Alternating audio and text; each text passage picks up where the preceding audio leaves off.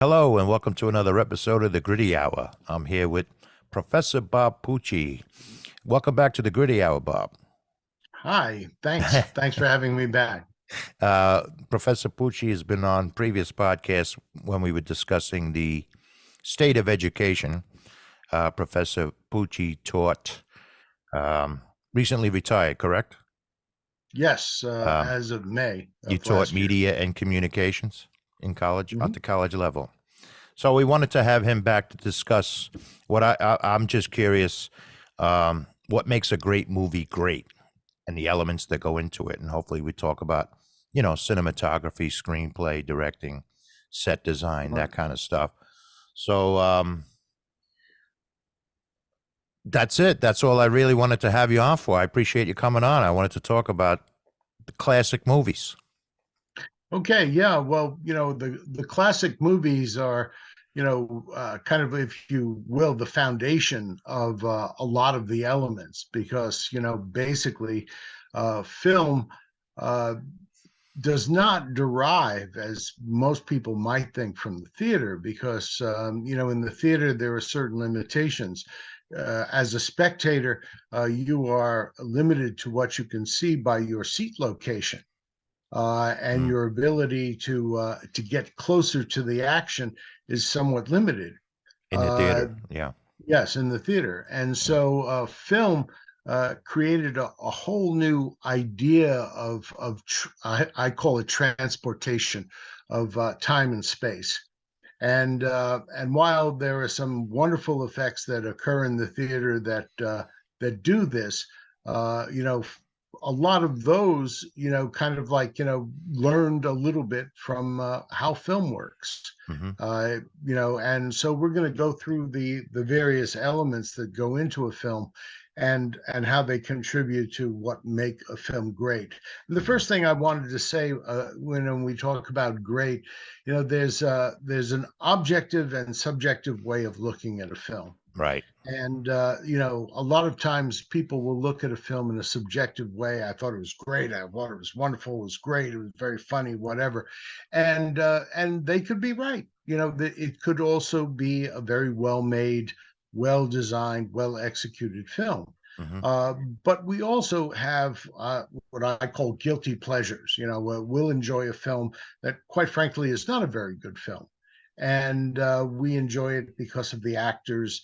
We enjoy it because of the subject matter or the kind of film that it is. And we might be blind, if you will, to how the elements are working or not working. Now, a lot of times on the first class, my students will say, "Is this going to ruin watching a movie for me?" And I say, "No, no, not at all." Except that if a movie is really well made, you are subliminally aware of the elements, and the elements are working to make the film very good. Uh, but you're not sitting there critiquing them. Now, if the film is bad, however, you can't help but notice, why it's not working. Mm. And so when you take a look at these elements, a lot of times when it's not working, we might start with the first one, which has to do with structure and story and dialogue, character development, and so on and so forth. And a lot of times people don't realize that a film uh, has an act structure, three acts. In the first act, you set up the situation, you introduce the protagonist, maybe the antagonist, and you introduce the obstacle that the protagonist has to overcome. And in the second act, we see how that obstacle evolves and perhaps gets more complicated. Now, hmm right in the middle of the movie, there is a change.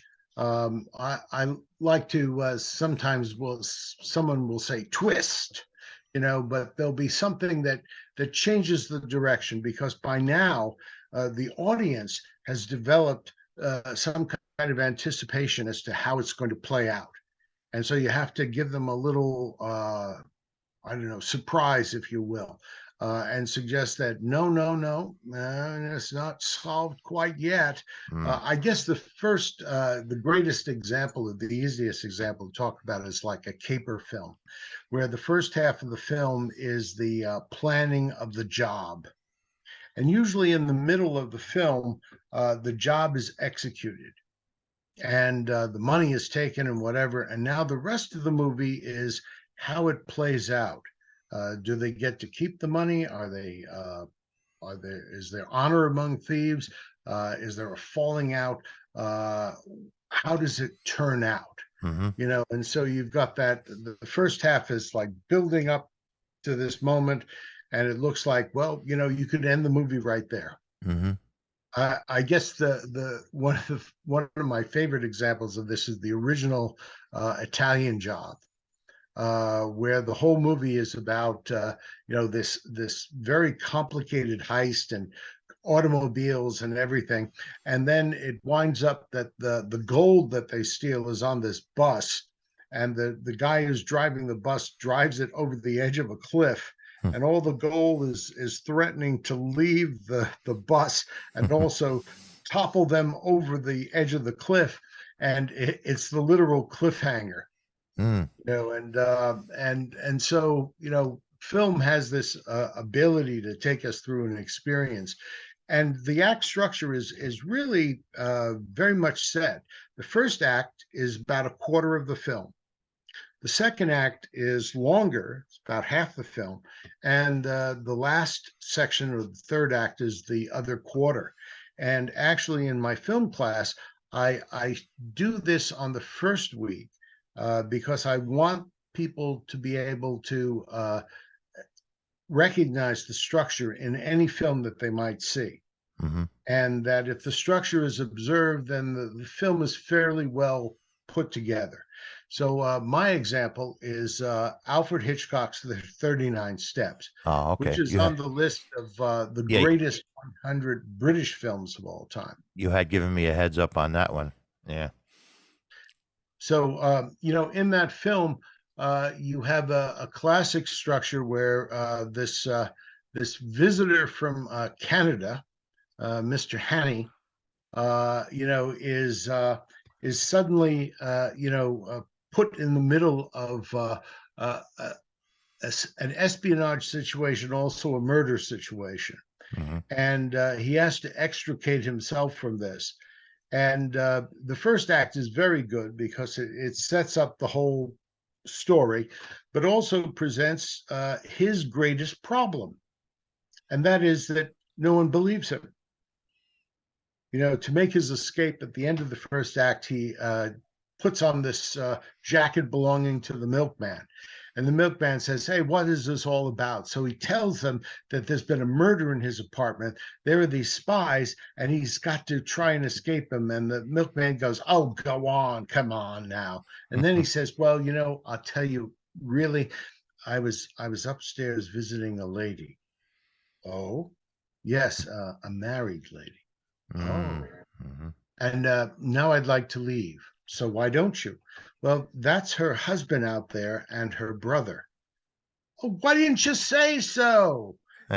So he starts off. He realizes that he's got to lie, and he cannot solve the problem that he has until he gets someone to believe him.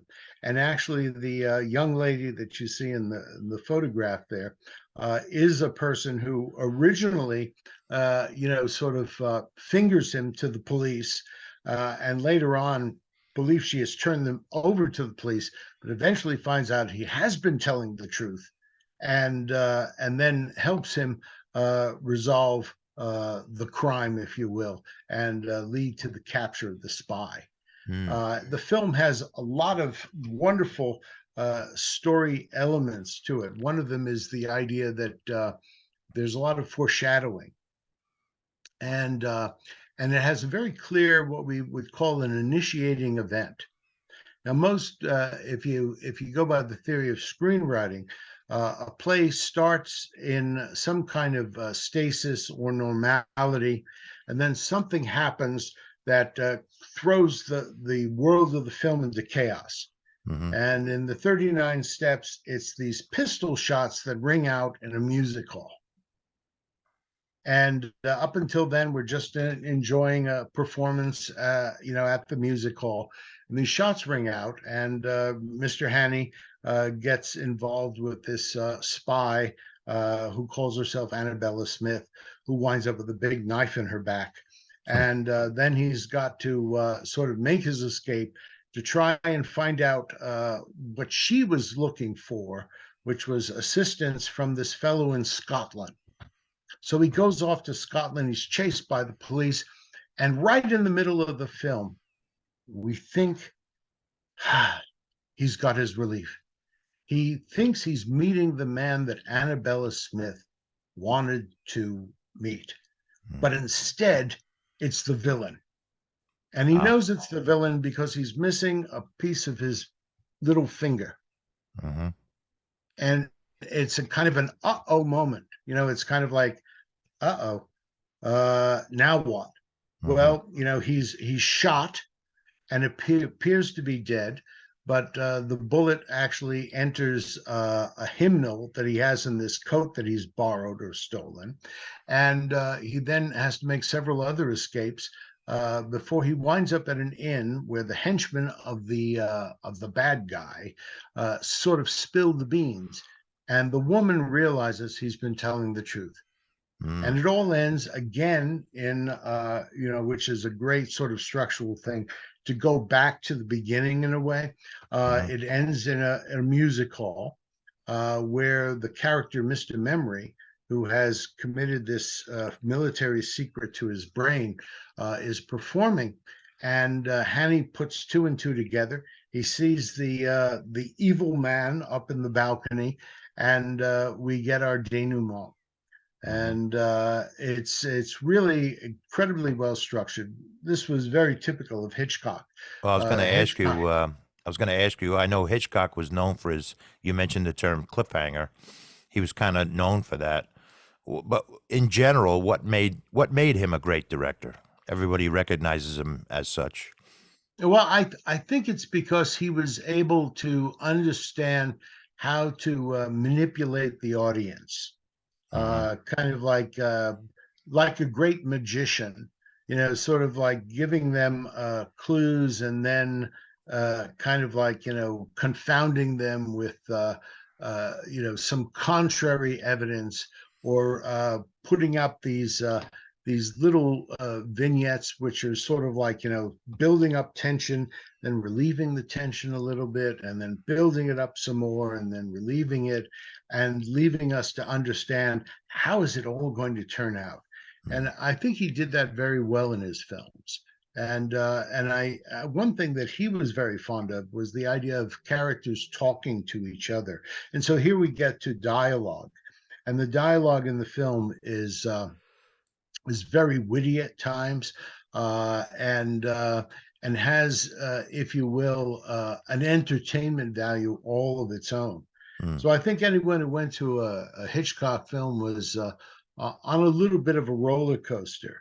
And I always say that there's a great value in kind of like thinking something and then finding out that it's not quite what you thought. Mm. And of Yeah. course, that's pretty much the whole premise of Vertigo. Right. Yeah, he did do a lot of. He seemed to like Jimmy Stewart, I think. Right. Oh yeah, well, a lot of people like Jimmy Stewart. I mean, he was a kind of an everyman kind of actor.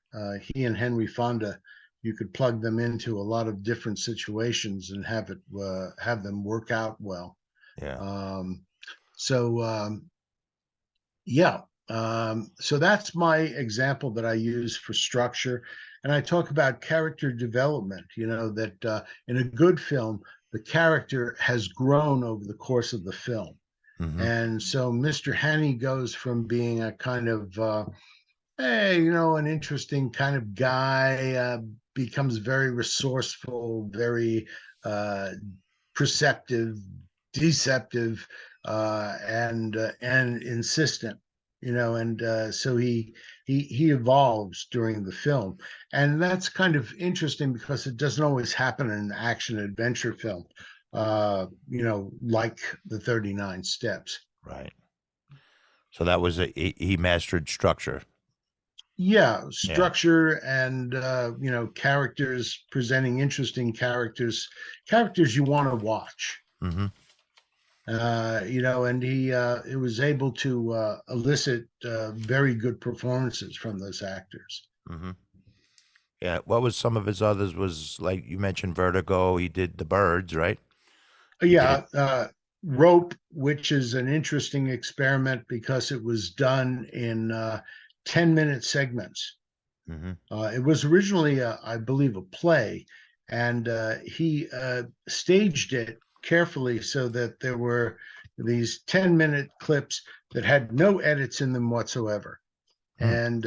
And we can talk about the value of being able to have what is sometimes called the long take, where there's a long period where there's no edit, and the variety of visuals is derived from changing camera angles and the camera moving. Mm. Oh, very good. So yeah, you gave me a couple other examples. I guess we're going to touch on the different elements of what makes a movie great. You had Mhm. mentioned On the Waterfront, 1954 movie. Right. Yeah. Now with On the Waterfront, I chose that for cinematography. Mm-hmm. Now, of course, it has all the other elements in it. It's got a great structure. It's got excellent character development. It's got a lot of symbolic elements to it. And it's very interesting because it's an American attempt at Italian neorealism. And of course, it's got its Hollywood touches, but it was filmed on location. It does exhibit just about every camera movement you can imagine. Mm-hmm.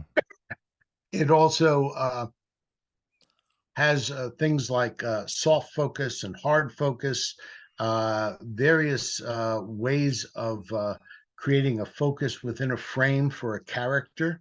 Mm-hmm. And because it's in black and white, I think these things are very easy to see.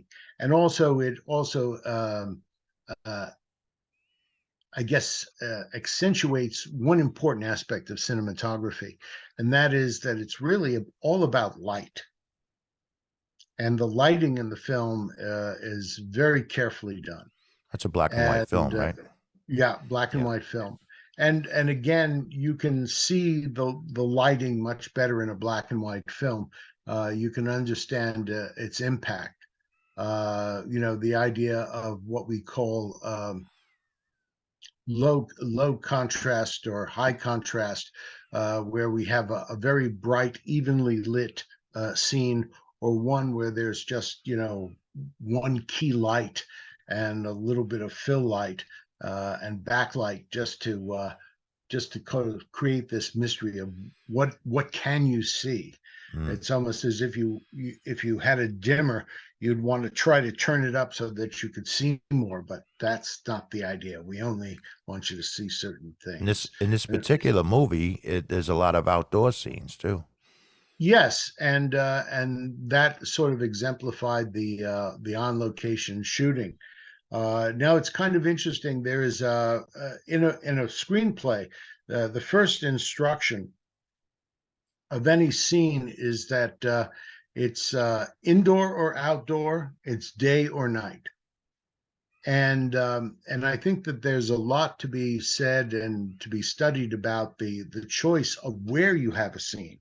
Mm-hmm. Is the scene done in public, outdoors, where theoretically anyone could observe it, or is it done in private, in indoor setting? And in On the Waterfront, we have several indoor settings, which are sort of uh, very much keyed to the action at the time, where we need to be more intimate, where we need to be more expansive, where we need to have witnesses. I always say that how do we know that Terry Malloy really requires redemption. And there's a scene where he's out there with Edie, and this guy comes along and says, who's a bum, and he calls Marlon Brando's character Terry a bum. Mm. And then I say, even a bum thinks you're a bum, sort of like you need a lot of redemption. And there are different areas that he has to climb. He's got the legal hurdle of having this subpoena. He's got the moral obligation, the ethical obligation, and he's got this environment in which he lives, the docks. And I think one of the great scenes of the film, of course, is this climactic confrontation between him and Johnny Friendly in public, with all of the other longshoremen looking on. And on that boat, And was it on a boat somewhere? Or? well, it's on a barge or a pier, Or a dock that house, right? Yeah. where the little Union building is. Yes, that's right. Yeah. Hmm. And it's also interesting that in that film you have two contrasting scenes. One where Johnny Friendly is playing the Lord of the Manor in the back of the bar, and he's talking about all the great things that he's done for people, and there are all of these people who are not his guys in the room. And then when he is sending Charlie to either get Terry to agree to be quiet, or he has to basically turn him over to this guy who's going to bump him off. It's set in that very small, very hot, very sort of claustrophobic Union building, Yes. which is on the water. So it's all very carefully planned, the environment that you are experiencing as the audience, to help emphasize and ramp up the emotions and the drama of the scene. Right. Is this the movie that made Brando or A Streetcar Named Desire? Well, Streetcar Named Desire sort of made him, but this was the film that he got his Academy Award for, I think. Beat out Humphrey Bogart. Um, so it's a good film, and it was a way of introducing the idea of this method acting to Hollywood.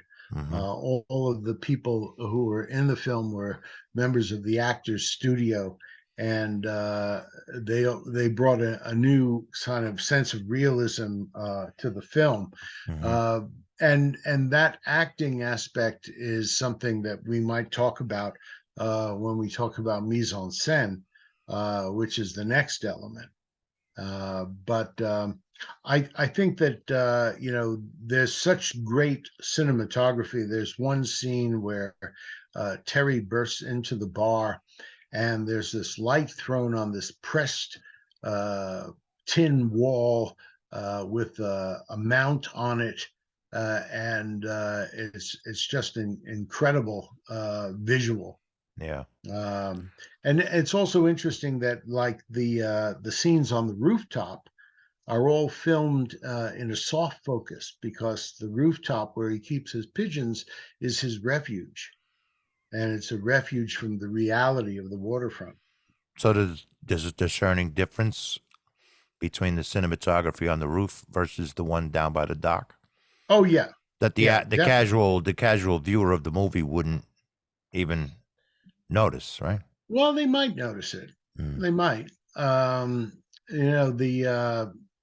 The roof is almost always enveloped in a kind of fog, Hmm. so it has this sort of otherworldly idea to it. I think the only time that a hard focus is used at the very end of the film, where one of his young friends has killed all his pigeons, Hmm. and he goes up on the roof and he realizes that the roof is not a refuge anymore, and he can't. He has to confront the reality of the docks. So he's got to have that confrontation with Johnny Friendly, Mm. and Interesting. uh, I don't think and having watched the movie, I don't think I noticed the difference. Well, I guess I wasn't looking out for the difference in the sharp focus versus the soft focus. Well, it's not something that you would necessarily recognize, but in a way you feel it. Hmm. See, because the cinematographer's job is to reinforce whatever mood is going on in the scene. Hmm. And he does it with lighting, he does it with composition, uh, he does it with the scaling of the actors, who's larger in the frame. He does it with in other films with choice of film stock. Hmm. Is it a very sort of grainy or is it a very fine stock? If it's color, what is the color shift? Is it shifting cold? Is it shifting warm? Is it neutral? Mm. You might notice that, for example, in two films set in New York City, the comedy has a kind of amber glow to it, and the crime film has a kind of a steely blue look to it. Yeah. You know, Now that you and mention it, yeah. yeah, and that's all part of the cinematography. This That's Boris Kaufman is the cinematographer. I don't know if you can see it on your screen. The picture of Boris Kaufman. Mhm. Um, what are some of his other works? Do you know? Well, I believe he's related to the Kaufmans who emigrated from Russia, Hmm. um, That's what it says and here. uh, Yeah. and he uh, was probably one of the cinematographers on. I'm trying to think of the film, but these early Soviet films, which were very experimental and exhibited great cinematography, Mm. like the works of Eisenstein. Well, it's Uh, definitely had an all-star cast. I don't know how many of these guys were actual stars when this was made. I certainly recognize them all. Um, but I guess they were coming into their own during this, like Lee Jacob and yeah, yeah. I Rod mean, Steiger. Rod Steiger. This was it was even Marie Saint's first film, for Ah. example. Mm-hmm. And of course, Carl Malden had worked with Marlon Brando on Streetcar. Mm-hmm. Um, and his character as the priest is also very interesting. He smokes, he drinks. Mm-hmm. Uh, you know, uh, he's a waterfront priest. He's Mm-hmm. not. He doesn't hide in his church. Uh, I don't know if you could see the screen I'm sharing. Um, it's the Wikipedia page for the movie, mhm. and I couldn't help but notice the budget for the movie. I don't know if you could see that. It was $910,000. Yeah, that's Yeah. not really a lot. I think it's a good budget, but it's not ridiculous since for example, the Well, I first get. $1 million film was made in the early 30s.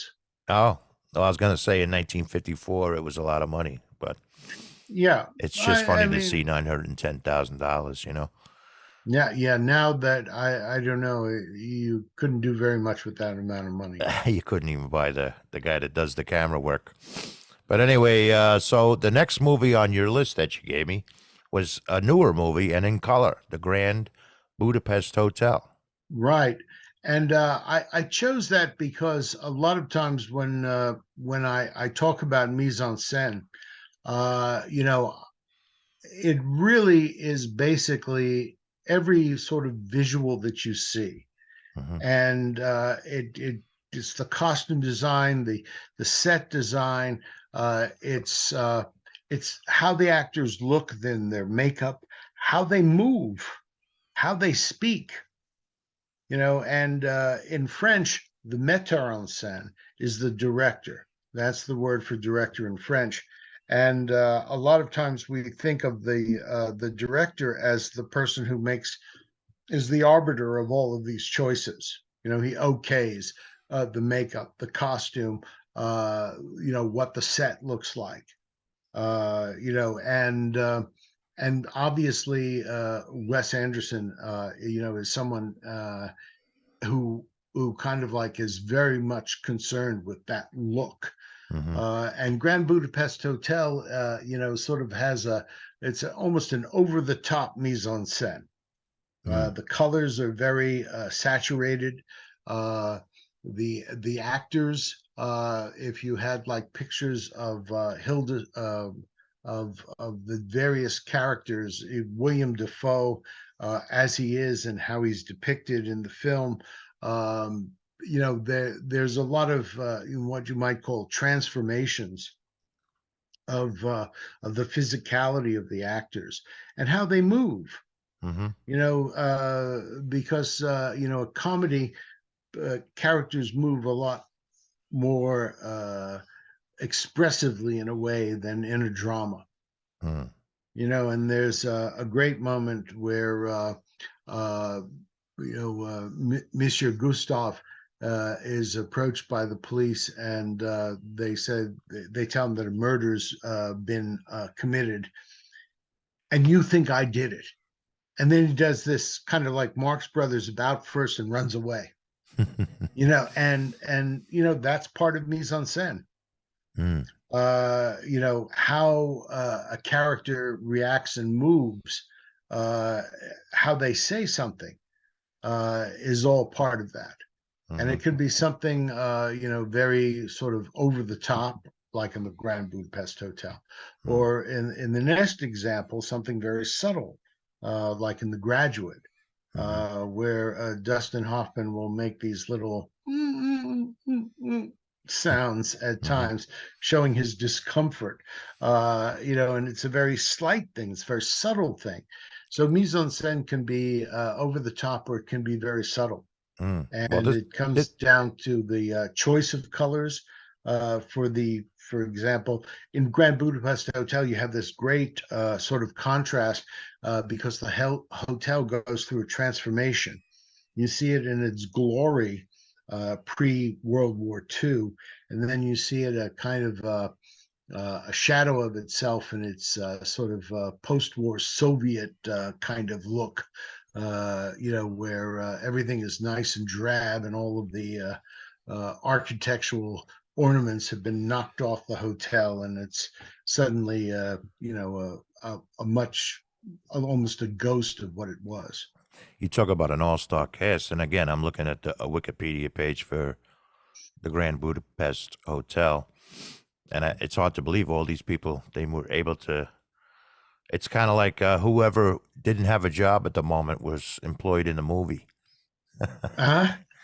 Well, Wes Anderson is someone who can get people to work even small parts, Hmm. because they like being part of his films. It reminds me of when I'm looking at the cast list: Jude Law, Harvey Keitel, Jeff Goldblum.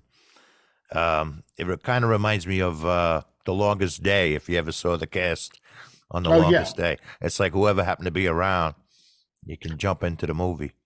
right. Well, one of the things about casting choices is that audiences, well, in some cases, casting a certain person in a film is necessary to have it made. You need a name, To have it or funded, you mean? names. You need to have it funded, you mean? Yeah, to have it Yeah, funded. For right. example, Terry Gilliam was doing Brazil, and he was having an awful time getting funding, and he got Robert De Niro to play a part. Ah, And it's not a major part in the film. It's an important part, but the fact that he's there allows him to have Jonathan Pryce and Bob Hoskins, who are not big box office marquee names, mm-hmm. uh, uh, you know, and uh, and you need that.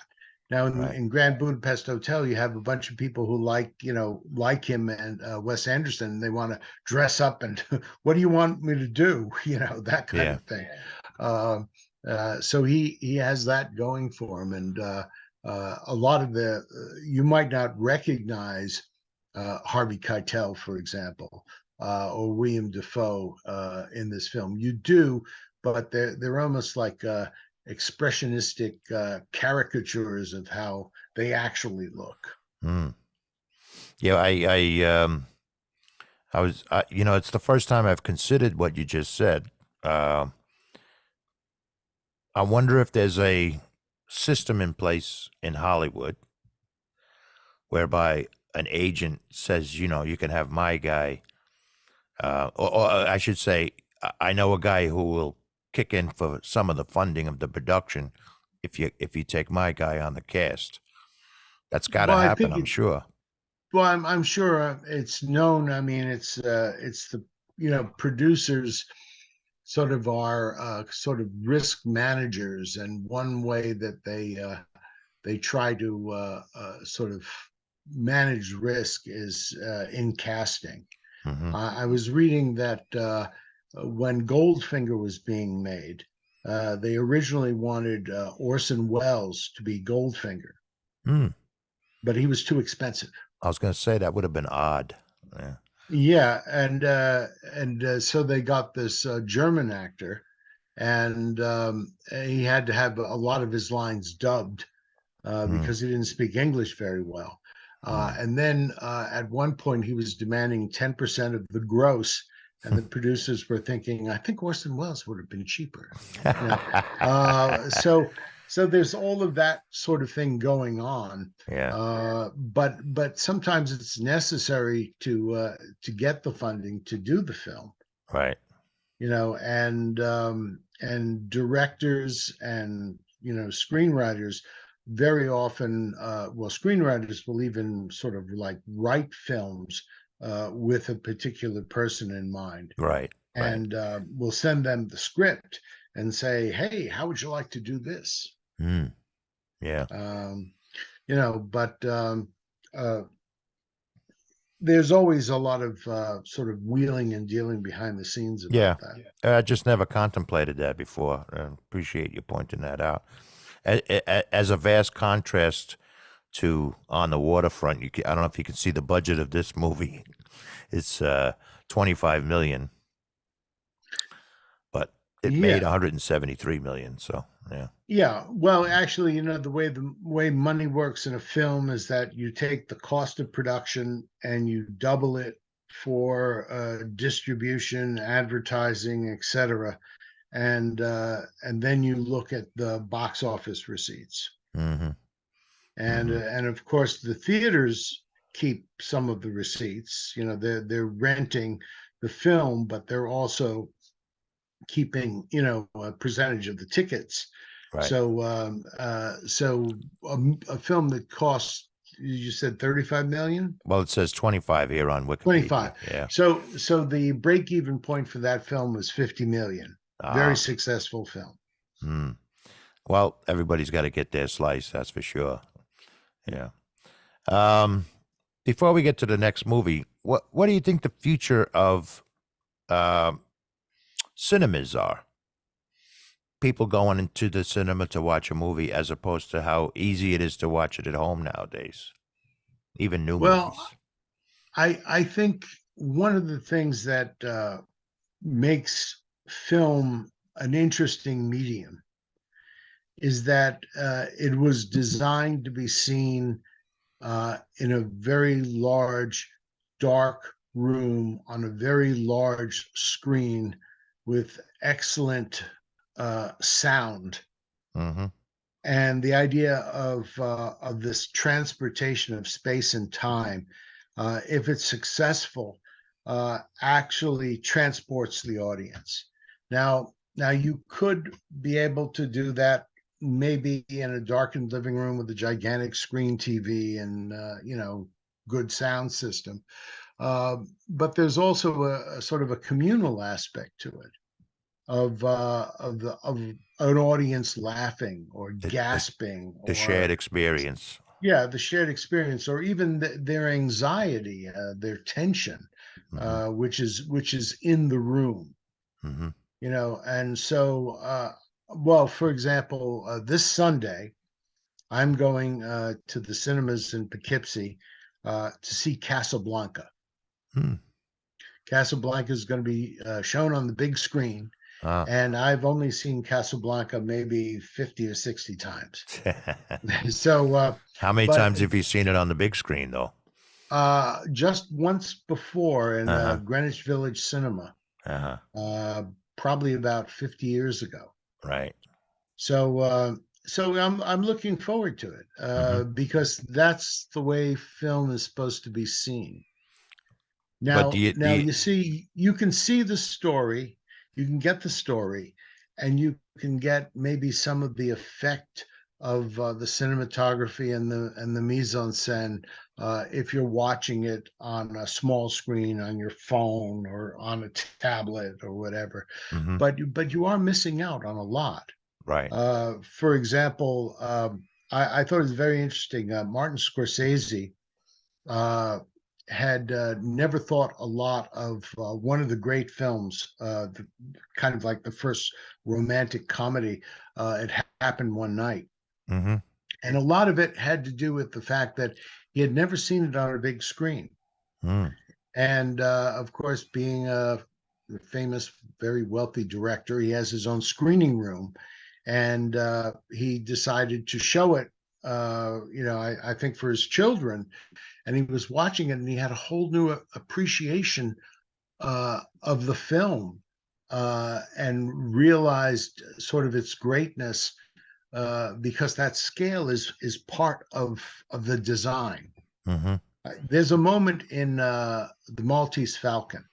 It's a very minor scene. Humphrey Bogart is asleep, and in the frame, we see one of those old stick telephones, Hmm. and suddenly it rings, and it's kind of like, out of this silence, it's kind of deafening. And then Bogart rubs his face and he picks up the phone and he finds out that his partner's been shot, Hmm. and he has to go to it. But I was looking at that and I was saying, like, when the phone is half an inch tall in your tablet or on your phone, a quarter inch, it doesn't really have any presence. Hmm. But when it's like 8 feet tall on a big screen, Hmm. it has presence. Right. So I think that while people, have to a great extent said to themselves, well, I've got to pay $24 for 2 tickets, or I can buy the DVD, or now I can just wait till it's streaming. Yeah, people are doing that.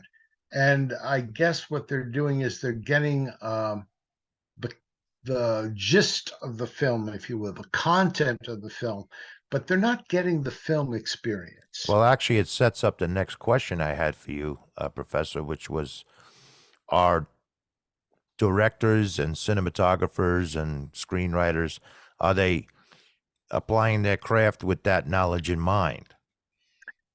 Like this is going to be on somebody's laptop, or this is going to be in somebody's screening room in their home. No, I And don't think so. I no. mean, not yet anyway. Hmm. Um, I had a sort of a discussion with someone about our kind of like way of orienting a screen. Like right now, we're in landscape, Hmm. but a lot of TikTok is in portrait Hmm. mode.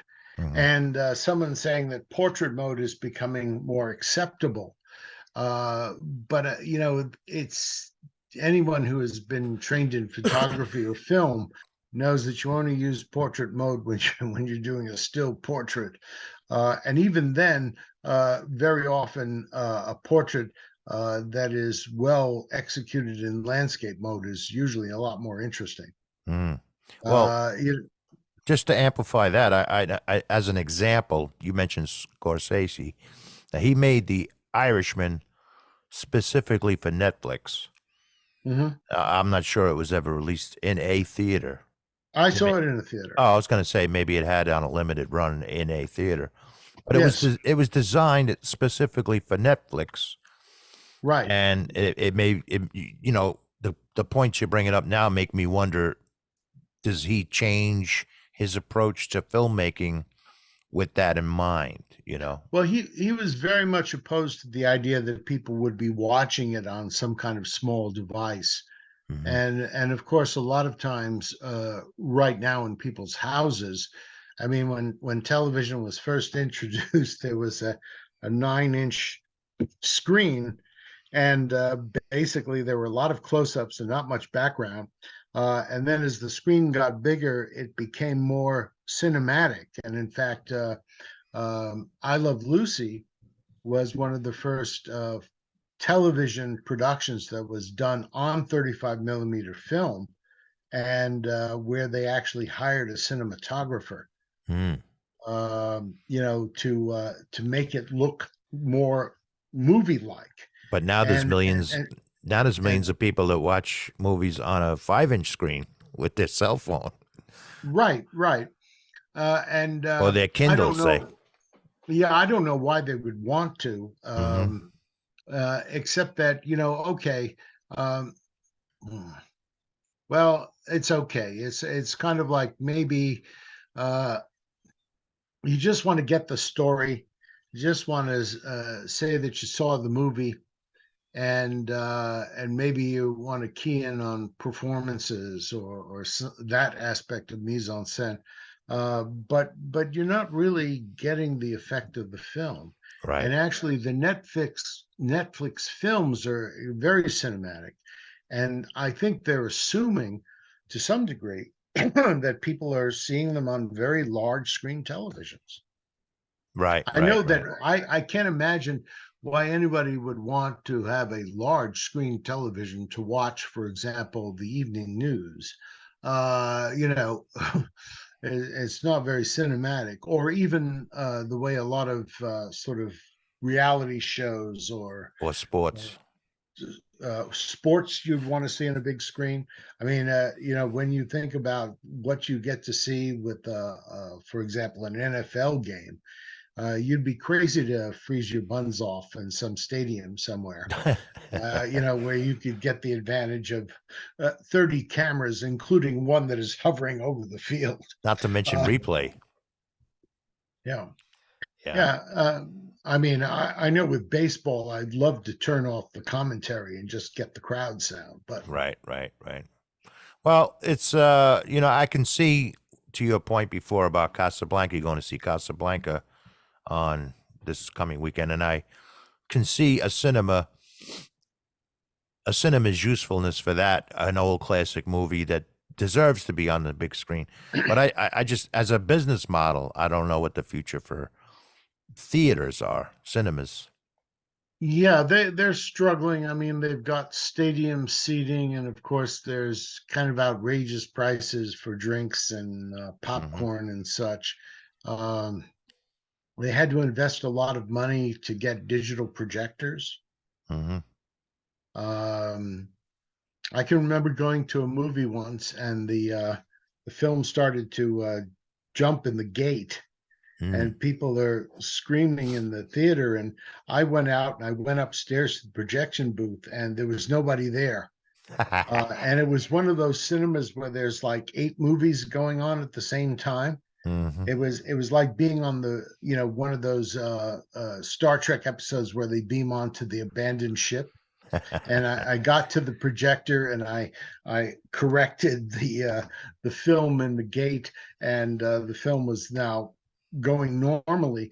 But the films were on these big spools, Right. Yep. and they were just taking up the spools. It's not like in the old days where the projectionist was there and looking for the little signal to switch over to the second projector, and Mm. then he had to, and it was a very sort of hands-on thing. um, Digital projection, of course, now is much easier. It's You probably it's probably basically open, computerized also. yeah, you Yeah. open the file, You but open the file, right? Yeah. yeah, but and also distribution is easier because the file is sent. You know, you don't have cans of film that are making their Electronically, way right, from, right, right. yeah, place to Hmm. place. So that's cut down probably on some of the cost Hmm. of it. And of course, actually, the internet has probably also helped the advertising budget to some degree, since a lot of trailers will appear on, for example, Facebook. Hmm. and I know you have. They're paying for that, but it's probably less money than kind of national advertising campaigns that were taken on network television and magazines and newspapers. Hmm. Right. Yeah. Well, um, I steered you away from your list, which I apologize for. But the next one on it is The Graduate from Right 1967. now, the graduate. I talk about editing with the graduate, but obviously, it's a kind of an incremental effect. The mise en scène in the graduate is much more subtle. You have a suburban house, but it's got a lot of interesting details. Benjamin is, he's got his fish tank, and later on, he's forced to perform in his wetsuit, and he's like the little frogman that's in the fish tank. Hmm. And That's uh, Dustin Hoffman, right? Dustin Hoffman, and then Yeah. you've got this sort of this really ugly clown painting in the hallway, and then the Robinsons' house is, it's a sort of a very sort of typical, upper middle class house, which has also got its indications of a certain amount of classlessness. Mm. Mr. Robinson, comes in and he's going to smoke a cigar, so he bites off the end and he spits it out. you know, so so there are all of these little, very sort of subtle mise en scene touches, that shows that mise en scene can be very subtle as well as over the top, as in Grand Budapest Hotel. But also the editing is very good.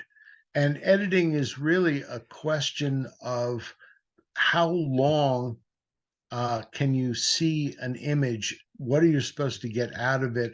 Who you should be looking at a particular time? Is it more important to look at the person, for us to see the person who is speaking, or the person who is receiving the message? Mm. And that's all part of editing. And of course, in comedy, it's also a question of timing. How long should a shot be? It takes a tenth of a second for the human eye to recognize a stimulus, and another tenth of a second for it to process the image. Mm.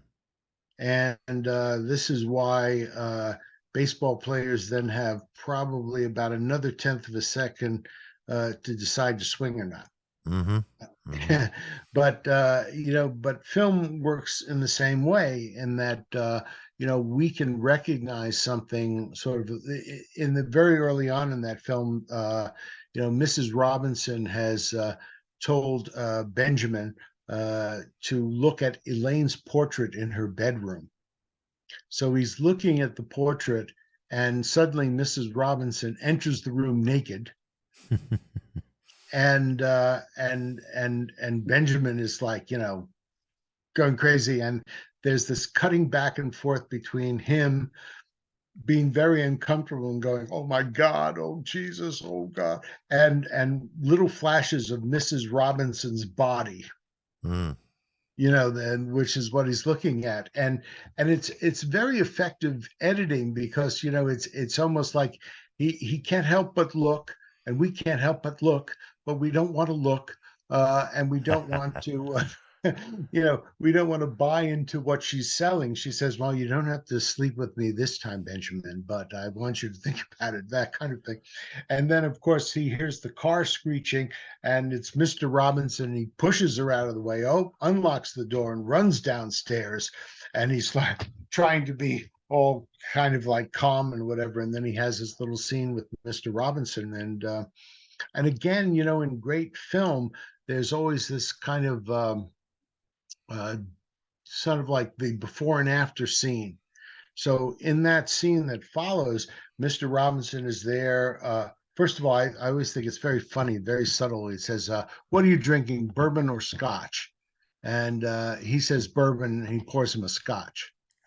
Oh yeah. You know, Yeah, Yeah. he he never gets what he wants. Uh, But he's in this drink, and Mr. Robinson is the lord in his castle, and he's in complete control, and he's talking slowly, and he says, Benjamin, how long have I known you? How long have your father and I been partners? And he's like, taking his time and whatever. And then later on, he confronts Benjamin in this little attic apartment, and he's completely lost all control. He's completely at wit's end, and he's gone from this big to this big, mm, and he's gone from his castle to this very constricted space. mm, And he's saying that Benjamin is raising his voice when he's yelling at him when he's not even raising his voice. He's saying that Benjamin is threatening him when he's just holding up his hand, and it's a great contrast. Murray Hamilton does a very good job in that part, seeing that contrast. But the editing, also has a couple of very interesting touches. Editing is how we know time passes. mm-hmm. And so Benjamin is following Elaine around at the college, and he asks her a question, and she disappears into a classroom. And then a bell rings, and people are coming out of the classroom, and he goes, well, and we know that the whole class period has elapsed, and it's all done with one cut and the sound of a bell, and that's kind of like one of the great things about editing is that you've got these choices. There may be five setups, sometimes seven setups in a scene. Think about a Sergio Leone film where we're seeing that final gunfight, and we have the wide shot of the three men and the good, bad, and the ugly, standing in like a triangle, trying to figure out who's going to shoot who and who's going to draw first and whatever. And then we get to close-ups of each man, and then we get extreme close-ups of each man where we're just looking at their eyes. And Mm. that's all part of the tension is created by the editing. Right, right. I didn't realize about. I like when I find little subtle nuances, like uh, the guy orders the bourbon and he gets a scotch. I wonder Yeah. how many of those are that people don't. How many people you think notice that? I don't know. I think it's part of the subtlety of it. That if you're really paying attention, you get it. Mm-hmm. Because I always say in a very good film, nothing you're looking at is not is by chance. Mm. Sometimes lines are ad-libbed and they stay in the movie. My favorite one being Tommy Lee Jones, in The Fugitive. I think Harrison Ford says, but I didn't kill my wife. And I think Tommy Lee Jones was supposed to say that doesn't matter or something like that. Mm-hmm. And instead he ad-libbed, I don't care. Mm. And it's a brilliant line. uh Mm-hmm. but everything is there because it has been planned that way. Mm-hmm. And even when there is an ad lib that winds up sort of getting into the film, very often filmmakers will surprise actors because they want a genuine reaction. Mm. And sometimes you have actors who just, well, the amateur actor. I mean, I'll give you just this little hint from being a director. When the amateur actor gives their best performance, Uh-uh. opening night. Mm. And the reason for that is that they work towards that moment. And if it's been successful, what they try to do is make a Xerox copy. Instead of doing the performance from the beginning, living in the moment, they try to replicate what they did the night before. Right, right. and it usually is like a bad Xerox copy.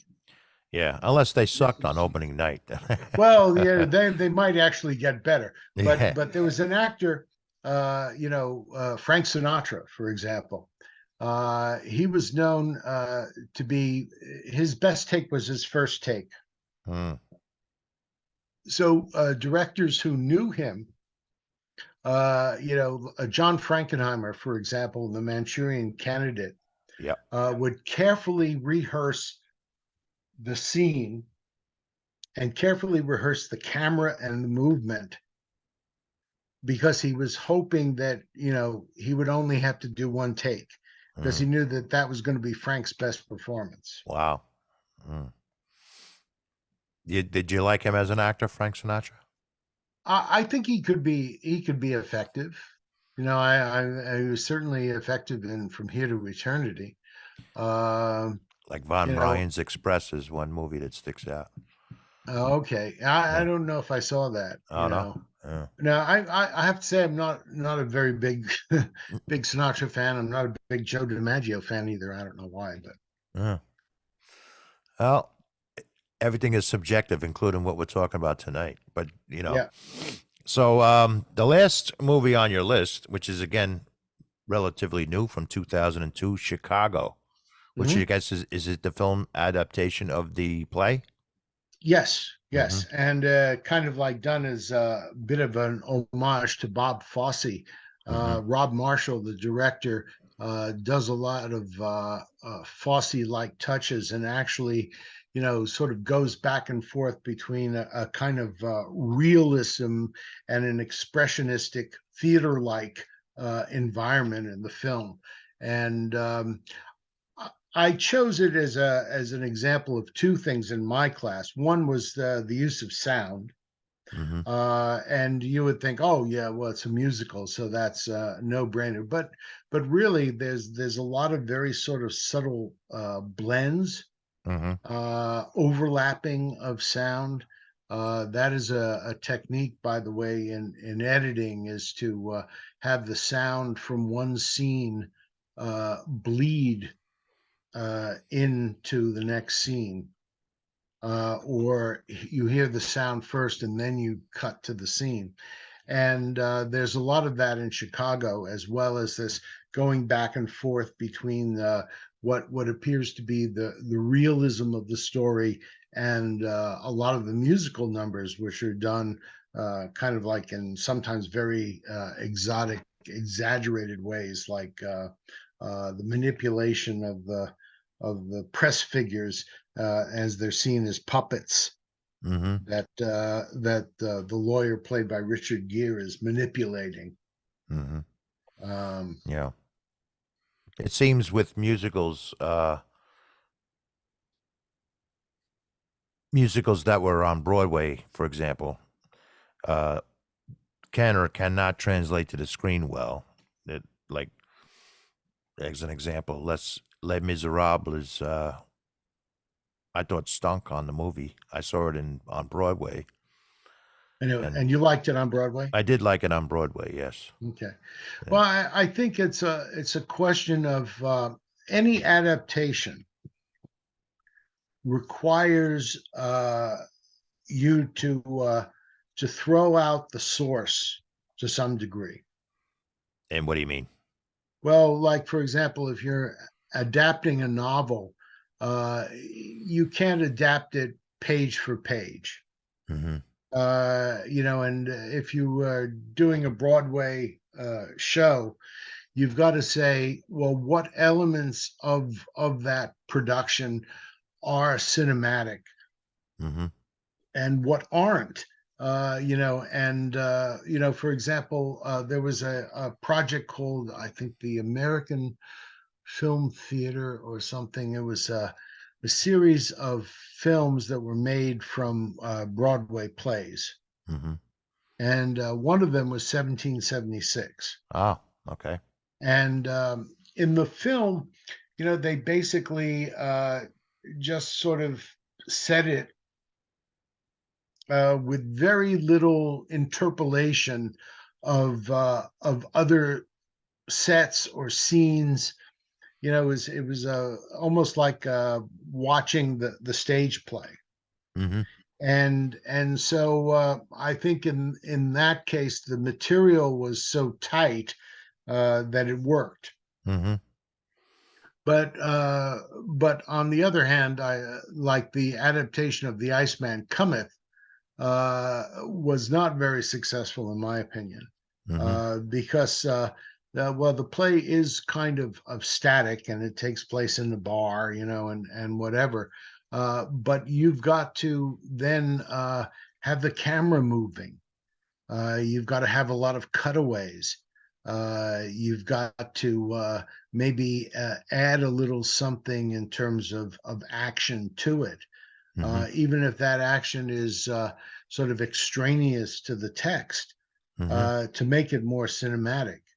Like Mm-hmm. I thought, for example, the adaptation of Fences was very good. Mm-hmm. And I think that it can be done. Oh, Uh, it's been done many times. It's yeah. just, but it just seems like it can fail stupendously sometimes. Like by Birdie was done well. West Side Hmm. Story was done well Hmm. in their film adaptations, but I don't know, things like Les Miserables. Just I'm also thinking of Evita. Evita. Uh-huh. Yeah, there are some times where it doesn't translate well to the big screen from Broadway. Right, right. And part of that might well, I mean, there are all kinds of compromises that can be made and done, and sometimes people who are making a film don't recognize the necessity of changing things around. Mm-hmm. Like, for example, I think most people would say that Stanley Kubrick's adaptation of Stephen King's The Shining is a much better film than the six-part TV adaptation that was very close to the book. Mm. And I think the secret of adaptation is, here's the material, but how do we make it into a movie? Mm. And anything is possible, Mm. and if you just kind of like well, give it a real backdrop instead of a stage backdrop, that's not going to do it. Right. Right. And maybe you've got to change the dialogue, and maybe you have to eliminate characters, and maybe you have to eliminate in most musical films, uh any number of songs, for example, that were in the original are eliminated, Mm-hmm. and that's part of that selection process. Right. Which are the ones that are going to work. I thought Chicago was brilliantly adapted because there was a song for each character, Mm-hmm. and the when the character was doing their song, an entire scenario was created for that song and for that character that was very well done. Mm-hmm.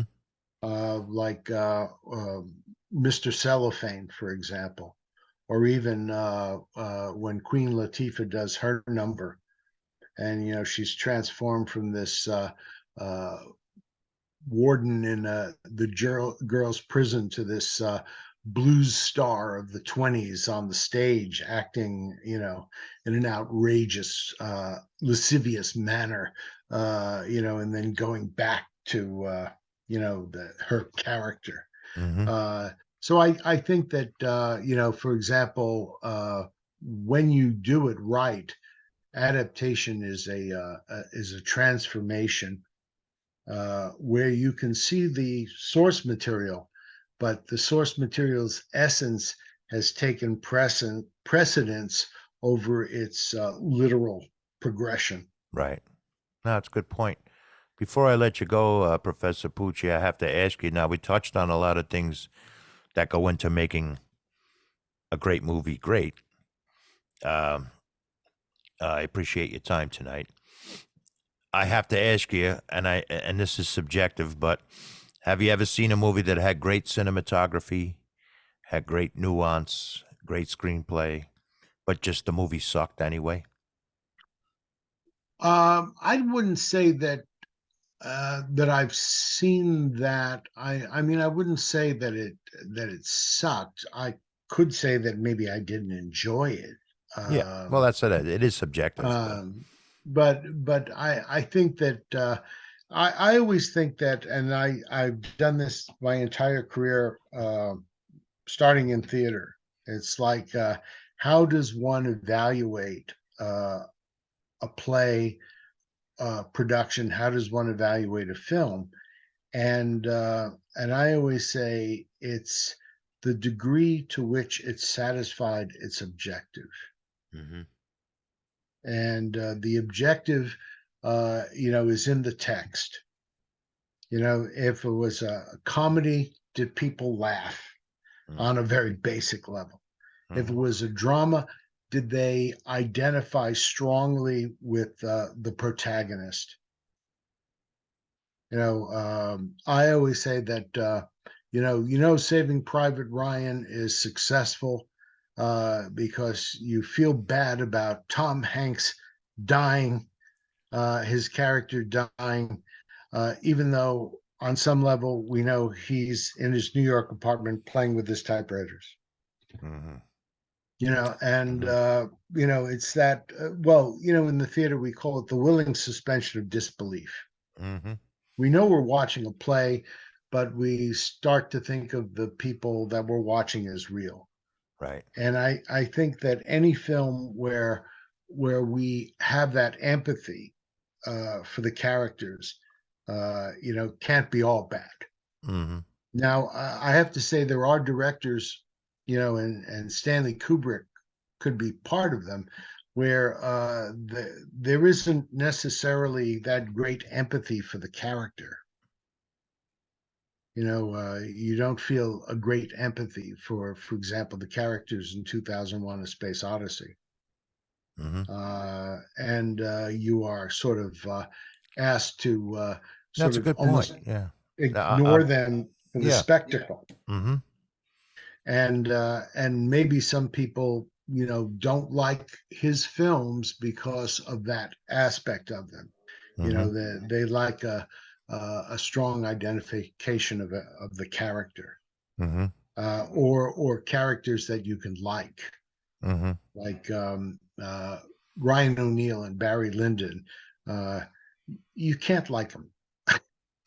He's he goes through these transformations that has taken him from being this sort of lackadaisical, Byron-esque romantic, to this sort of very sort of cold, calculating, dissipated uh, fortune seeker. hmm You know, but he's not what you're watching. hmm You're watching a picaresque novel being translated, a Thackeray novel being translated for the film, and I don't think you're supposed to like him. hmm But in most films, we have a protagonist that we empathize with. We want to see them do well. We want to see them succeed. hmm uh, and uh, and I think that when a film fails, it's because a lot of times it's structural. A lot of times I mean, there are not a lot of examples of bad cinematography. hmm Uh, I always think of yeah. I used to show this in my class. I showed the original Little Shop of Horrors, hmm which was shot in 2 days. Hmm. It's sort of like one take, no problem. Yeah, I Yeah. only have like $20,000. I got to get this done. And what You about know. the other? What about that other one? The Dawn of the Dead. Oh yeah, I mean, that looked like real low budget, but the storyline right, was interesting enough. right. I mean, sometimes the story or the actors, can make up for kind of like low production values. Right. Right. Uh, and I think that one of the things that I think shows that is kind of like, the successes of early television shows, Hmm. like The Twilight Zone. It very often was using like borrowed scenery, borrowed costumes, and and it was really about the story and about the actors' That's performances. true. Sometimes that makes it more endearing, actually. Yeah, yeah. Yeah. I don't know if you've ever seen any of the movies of Ed Wood. Yeah, I believe I Yeah. have. Yeah. Okay. I mean, talk about low budget, no budget. Yeah. Talk about where are we going to get the props? What does your kitchen look like? I mean, Yeah. paper plates for flying saucers and stuff like that. Yeah. Um, If not endearing, but at least it makes it interesting to watch, you know. yeah, yeah. I Like mean, some of those sets on the Twilight Zone, it's like, don't make a right into that wall because the wall might tip over right, because it looked like it right. was made out of cardboard, you Well, know. and it probably was, It and probably was, yeah. and a lot Yeah. of times they recycled, uh, you know, uh, props and scenery from other films, Mm-hmm. and everything was borrowed. Mm-hmm. But I guess it shows that it's really a question of resourcefulness, and if you're telling a good story, people can ignore that. I Mm-hmm. always said that about speakers. Mm-hmm. If what you're trying to say is really important, no one really notices how you're dressed. They don't notice whether you speak well or not, if you have an expressive voice or not. Mm-hmm. Um, I've known some professors who are extremely effective, and they have little quiet voices, Mm-hmm. and you almost have to strain to listen to them. Mm-hmm. But you do, because what they're saying is good. It's Mm-hmm. important. And Yeah. I think film is the same way. I mean, Mm-hmm. it doesn't have to be the Grand Budapest Hotel. It can be The Graduate. It can be the 39 Steps.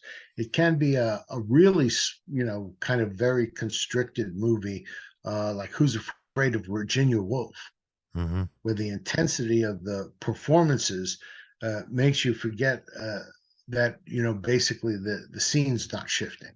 Yeah. Yeah.